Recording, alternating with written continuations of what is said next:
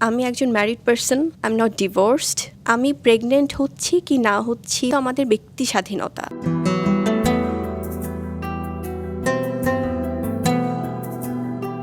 ফের মা হচ্ছেন আলোচিত চিত্রনায়িকা শবনম বুবলী। বেশ কিছুদিন ধরেই শোবিজের বাতাসে বইছে এমন হাওয়া। বিষয়টি নিয়ে গণমাধ্যমের প্রশ্নের মুখে পড়লেও কৌশলে এড়িয়ে যান নায়িকা। শোনা যাচ্ছে মাতৃত্বের জন্যই অচিরেই শোবিজ থেকে লম্বা বিরতি নেবেন এই নায়িকা। আরও শোনা যাচ্ছে শাকিব খানের শর্ত মেনেই দ্বিতীয়বারের মতো মা হচ্ছেন তিনি। হাতে থাকা কাজগুলো শেষ করে আর অভিনয় করতে পারবেন না, এমনটাই নাকি শর্ত দেওয়া হয়েছে তাকে।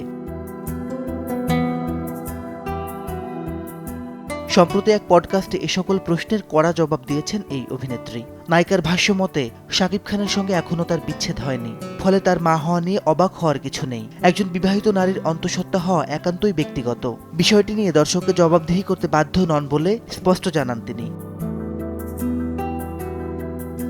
শাকিবের সঙ্গে দাম্পত্য প্রসঙ্গে বুবলী জানান, বিভিন্ন সময় তাদের দ্বন্দ্ব হয়েছে, ভুল বোঝাবুঝি হয়েছে। যে কোনো সংসারে স্বামী স্ত্রীর মধ্যে এমন পরিস্থিতি আসাটা স্বাভাবিক। তবে তারা নিজেদের মধ্যে ঝামেলা মিটিয়ে নেওয়ার চেষ্টা করেছেন। বর্তমানে ভালো সময় কাটাচ্ছেন ঢালিউডের আলোচিত এই দম্পতি। ভবিষ্যতে আবার এই সম্পর্কে যে জটিলতা আসবে না এমনটি বলা যায় না।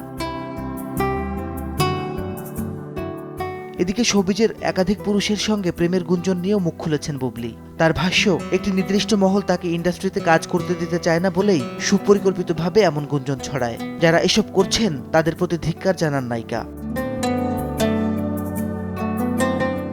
মাসিদ রনো, সময় সংবাদ, ঢাকা।